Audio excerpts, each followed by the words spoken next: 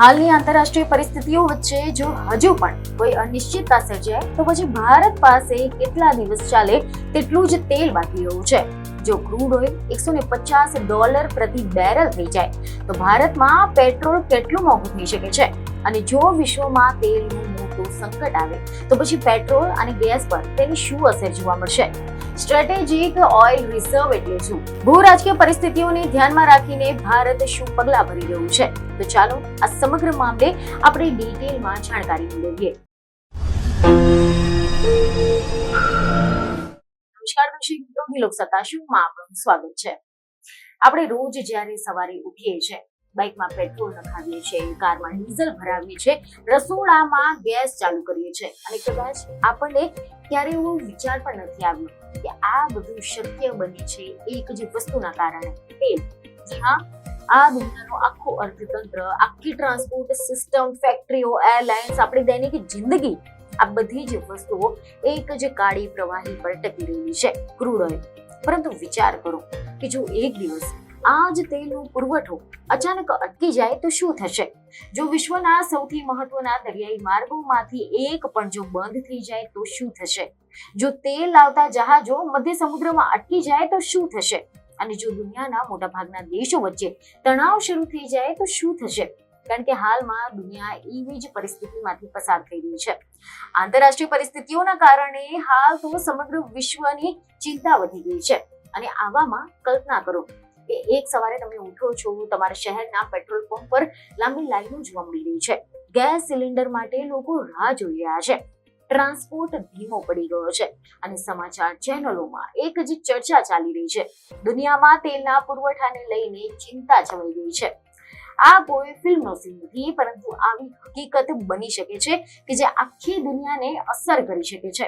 કારણ કે છેલ્લા કેટલાય વર્ષોમાં આપણે જોઈ રહ્યા છે કે આંતરરાષ્ટ્રીય રાજકારણ, ઉર્જા સુરક્ષા વચ્ચેનો સંબંધ કેટલો ગાઢ બની ગયો છે. ખાસ કરીને મિડલ ઈસ્ટમાં થતી દરેક ઘટના વિશ્વના તેલ બજારને હચમચાવી નાખે છે. કારણ કે વિશ્વનું સૌથી મોટું ઉર્જા કેન્દ્ર મિડલ ઈસ્ટ કહેવાય છે. અહીંયાથી દરરોજ લાખો બેરલ ક્રૂડ ઓઇલ દુનિયાના વિવિધ દેશોમાં સપ્લાય થતું હોય છે. આ સમગ્ર સપ્લાય ચેઇનનો સૌથી મહત્વનો ભાગ છે એક દરિયાઈ માર્ગ, પરંતુ જે એકદમ સાંકડો દરિયાઈ માર્ગ છે, જે પર્શિયન ગલ્ફને ઓમાનના સમુદ્ર સાથે જોડે છે. અને હવે એવા અહેવાલો સામે આવી રહ્યા છે કે દુનિયાના લગભગ 20% જેટલું ક્રૂડ ઓઇલનો પુરવઠો આ એક જ માર્ગમાંથી પસાર થાય છે. એટલે કે જો આ માર્ગ પણ કોઈ પણ પ્રકારની અસર થાય તો પછી તેલની સપ્લાય પર પણ તેની ભારે અસર જોવા મળે છે. અને હાલ ચાલી રહેલા તણાવના કારણે દુનિયાના એક મોટો સવાલ ઉભો થઈ રહ્યો છે કે જો આ લાંબુ ચાલે તો પછી દેશો પાસે કેટલા દિવસનું તેલ બાકી રહેશે, અને ખાસ કરીને ભારતના પાસે કેટલા દિવસ ચાલે તેટલું તેલ બાકી રહ્યું છે. તો ભારત એ દુનિયાના સૌથી મોટા તેલ વપરાશકર્તાઓ દેશોમાંનું એક છે અને ભારતની અર્થવ્યવસ્થા ઝડપથી વધી રહી છે. ઉદ્યોગો હોય, ટ્રાન્સપોર્ટ હોય, વીજ ઉત્પાદન હોય, આના માટે ભારે માત્રામાં ઉર્જાની જરૂર પડતી હોય છે. પરંતુ એક મહત્વની બાબત એ પણ છે કે ભારત પોતાની જરૂરિયાતનું લગભગ 85 થી 90% જેટલું ક્રૂડ ઓઇલ આયાત કરે છે. એટલે કે દેશની ઉર્જા સુરક્ષા મોટાભાગે વિદેશી સપ્લાય પર આધારિત છે અને ભારત દરરોજ લગભગ 5 મિલિયન બેરલ જેટલું તેલ વાપરે છે. આમાંથી બહુ મોટો હિસ્સો Saudi Arabia, Iraq, UAE, Kuwait અને રશિયા જેવા દેશોમાંથી આવે છે. જ્યારે મિડલ ઈસ્ટમાં કોઈ તણાવ વધે છે ત્યારે આ સપ્લાય ચેઇનમાં અવરોધ ઊભો થઈ શકે છે. અને આ જ કારણોથી જ લગભગ દરેક મોટા દેશોની પાસે સ્ટ્રેટેજિક ઓઇલ રિઝર્વ હોય છે. સ્ટ્રેટેજિક ઓઇલ રિઝર્વ એટલે સરકાર દ્વારા સંગ્રહિત કરવામાં આવતું તેલનું ભંડાર કે જે માત્ર ઇમરજન્સી પરિસ્થિતિઓમાં ઉપયોગ માટે રાખવામાં આવે છે. અને મીડિયામાંથી એવા અહેવાલો સામે આવી રહ્યા છે કે આંતરરાષ્ટ્રીય ઉર્જા એજન્સી એટલે કે IEA અનુસાર તેના સભ્ય દેશોએ ઓછામાં ઓછા 90 દિવસની આયાત જેટલું તેલ સંગ્રહિત રાખવું જોઈએ. અમેરિકાની પાસે દુનિયાનું સૌથી મોટું સ્ટ્રેટેજિક પેટ્રોલિયમ રિઝર્વ છે તેવું કહેવાય છે કે જ્યાં સોલ્ટ કેવન્સ એટલે કે જમીન નીચેના ખાડામાં સેંકડો મિલિયન બેરલ તેલ સંગ્રહિત કરવામાં આવે છે. જાપાન, દક્ષિણ કોરિયા અને યુરોપના ઘણા બધા દેશોએ મોટા પ્રમાણમાં તેલનો જથ્થો રાખી લીધો છે. અને હવે સવાલ એ છે કે ભારત પાસે શું છે? તેવા અહેવાલો આવી રહ્યા છે કે ભારતમાં સ્ટ્રેટેજિક પેટ્રોલિયમ રિઝર્વ બનાવવા માટેની યોજના શરૂ કરવામાં આવી હતી, જેનું મુખ્ય કારણ તેલના ભાવમાં આવેલા ઉછાળા પછી ઉર્જા સુરક્ષા વિશે ઊભી થયેલી ચિંતા હતી. અને હાલમાં ભારત પાસે 3 જેટલા મુખ્ય સ્ટ્રેટેજિક ઓઇલ સ્ટોરેજ સુવિધાઓ છે. વિશાખાપટ્ટનમ, માંગલુરુ અને પાદુર અને આ ત્રણેય જગ્યાએ જમીનના અંદર વિશાળ ગુફાઓ બનાવવામાં આવી છે કે જ્યાં લાખો બેરલ ક્રૂડ ઓઇલ સંગ્રહિત કરવામાં આવે છે. આ રિઝર્વ લગભગ 5.3 મિલિયન ટન જેટલા હોય છે, જે ભારતના અંદાજે 9 થી 10 દિવસની જરૂરિયાત પૂરી કરી શકે છે. પરંતુ આ એકમાત્ર સંગ્રહ નથી. દેશની તેલ રિફાઇનરીઓ આની સિવાય તેલ માર્કેટિંગ કંપનીઓ પાસે પણ તેમના પોતાના સ્ટોરેજ ટેન્ક હોય છે, જેમાં કાચું તેલ અને તૈયાર ઉત્પાદનોનો જથ્થો રાખવામાં આવે છે. પરંતુ હકીકતમાં પરિસ્થિતિ થોડી અલગ છે, કારણ કે ટેન્કમાં રાખેલું બધું જ તેલ એક સાથે ઉપયોગમાં લઈ શકાય તેવું નથી.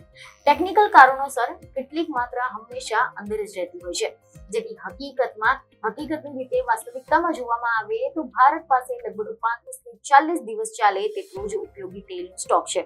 આનો અર્થ એ થયો કે જો આયાત અચાનક સંપૂર્ણપણે બંધ થઈ જાય તો પછી દેશ લગભગ 1 મહિના જેટલા સમય સુધી પોતાની અંદરના ભંડારનું કામ ચલાવી શકે છે. આ માત્ર એક થિયોરેટિકલ પરિસ્થિતિ છે. વાસ્તવમાં આયાત સંપૂર્ણપણે બંધ થવાની શક્યતા ઓછી છે, કારણ કે વિશ્વ બજારમાં સપ્લાયના ઘણા બધા સ્ત્રોત છે અને મીડિયામાંથી એવા રિપોર્ટ સામે આવી રહ્યા છે કે ભારત છેલ્લા કેટલાય વર્ષોમાં પોતાની આયાતમાં વૈવિધ્ય લાવવાનો પ્રયાસ કરી રહ્યું છે. પહેલા ભારતનો મોટો હિસ્સો મિડલ ઈસ્ટમાંથી આવતો હતો, પરંતુ હવે રશિયા, અમેરિકા, આફ્રિકા જેવા દેશોમાંથી પણ તેલ ખરીદવામાં આવી રહ્યું છે. ખાસ કરીને યુક્રેનના યુદ્ધ પછી ભારતે રશિયાથી મોટા પ્રમાણમાં ડિસ્કાઉન્ટ પર તેલ ખરીદવાનું શરૂ કર્યું હતું અને આનાથી ભારતને સસ્તું તેલ પણ મળ્યું છે અને ઊર્જા ખર્ચ પર પણ થોડોક નિયંત્રણ રાખવામાં મદદ મળી છે. પરંતુ જો વૈશ્વિક સંઘર્ષ વધુ વધે અને મિડલ ઈસ્ટમાં ઉત્પાદન અથવા તો ટ્રાન્સપોર્ટ પર અસર પડે તો પછી તેલના ભાવમાં ભારે ઉછાળો જોવા મળી શકે છે. અને જ્યારે આજની દુનિયામાં તેલ પર નિર્ભરતા હજુ પણ ખૂબ જ વધારે છે. જેટલી ટેકનોલોજી આગળ વધી રહી છે તેટલું ઉર્જાની માંગ પણ વધી રહી છે. Car, truck, shipping, airlines, plastic ઉદ્યોગ, ખાતર ઉત્પાદન, લગભગ દરેક ક્ષેત્રમાં તેલનો સીધો અથવા તો આડકતરો ઉપયોગ થાય છે. અને જ્યારે તેલના ભાવ વધે છે ત્યારે પરિવહન ખર્ચ પણ વધે છે. પછી ખાદ્ય પદાર્થો પણ મોંઘા થાય છે અને આખી અર્થવ્યવસ્થામાં ફુગાવો વધી જાય છે. એટલે જ ક્રૂડ ઓઇલને ઘણી વખત વિશ્વની અર્થવ્યવસ્થાનું લોહી કહેવામાં આવે છે. અને જો આ લોહીનો પ્રવાહ અટકી જાય તો પછી આખી સિસ્ટમ અસરગ્રસ્ત થઈ જાય છે. આ પરિસ્થિતિને ધ્યાનમાં રાખીને ભારત સરકાર લાંબા ગાળાની ઉર્જા સુરક્ષા માટે ઘણા બધા પ્રકારના પગલાં પણ લઈ રહી છે. મીડિયા અહેવાલ અનુસાર સ્ટ્રેટેજિક ઓઇલ રિઝર્વને વધુ વિસ્તૃત કરવાની યોજના ચાલી રહી છે, જેથી કરીને દેશ પાસે 90 દિવસ જેટલો સ્ટોક રાખવાની ક્ષમતા ઊભી થઈ શકે. આના ઉપરાંત ભારત નવી ઉર્જા સ્ત્રોતો તરફ પણ ઝડપથી આગળ વધી રહી છે. Solar energy, wind energy, green hydrogen, electric વાહનો જેવી ટેકનોલોજી ભવિષ્યમાં તેલ પરની આજે નિર્ભરતા છે તેને ઘટાડવામાં મદદ કરી શકે છે. પરંતુ આ પરિવર્તન ધીમે ધીમે થશે. હાલના સમયમાં વિશ્વનું મોટા ભાગનું ટ્રાન્સપોર્ટ સિસ્ટમ હજુ પણ પેટ્રોલ અને ડીઝલ પર ચાલી રહ્યું છે, જેથી કરીને આગામી ઘણા બધા વર્ષો સુધી તેલ વિશ્વની સૌથી મહત્વની ઉર્જા વસ્તુ રહેવાની છે. અને એટલા જ માટે જ્યારે પણ કોઈ મોટા દેશોની વચ્ચે તણાવ જોવા મળે છે ત્યારે દુનિયાભરના બજારોમાં ચિંતા વધી જાય છે. ભારત માટે સૌથી મોટો પડકાર એ છે કે વધતા તેલના ભાવનો સીધો અસર સામાન્ય લોકો પર પડી રહ્યો છે. પેટ્રોલ અને ડીઝલ મોંઘા થાય તો પછી ટ્રાન્સપોર્ટ ખર્ચ પણ વધે છે. આના કારણે શાકભાજી, અનાજ, રોજિંદા વસ્તુઓના ભાવ પણ વધી જાય છે. જોકે ભારત પર અનિશ્ચિતતાની અસર ત્યારથી દેખાવા લાગી છે જ્યારે ગયા શનિવારે એવા સમાચાર સામે આવ્યા કે ઇન્ડિયન ઓઇલે રાંધણ ગેસના સિલિન્ડરના ભાવમાં 60 રૂપિયા અને કોમર્શિયલ એલપીજી સિલિન્ડરના ભાવમાં 115 રૂપિયાનો વધારો કર્યો છે.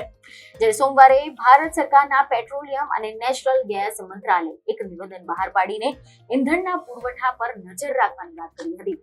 મંત્રાલયે પોતાના નિવેદનમાં જણાવ્યું છે કે હાલની ભૂ રાજકીય સ્થિતિના કારણે ઇંધણના પુરવઠામાં અવરોધ થતા એલપીજીના પુરવઠા પર દબાણના ધ્યાનમાં રાખીને મંત્રાલયે ઓઇલ રિફાઇનરીઓને એલપીજીનું ઉત્પાદન વધારવાના નિર્દેશ આપ્યા છે. આની સાથે જ વધારાના ઉત્પાદનથી ઘરેલું એલપીજીનો પુરવઠો જાળવવામાં આવશે. મંત્રાલયે ઘરેલું એલપીજીના પુરવઠાને પ્રાથમિકતા આપી છે અને સંગ્રહખોરી તેમજ કાળા બજારીને રોકવા માટે બે બુકિંગના વચ્ચે 25 દિવસનો સમયગાળો લાગુ કર્યો છે.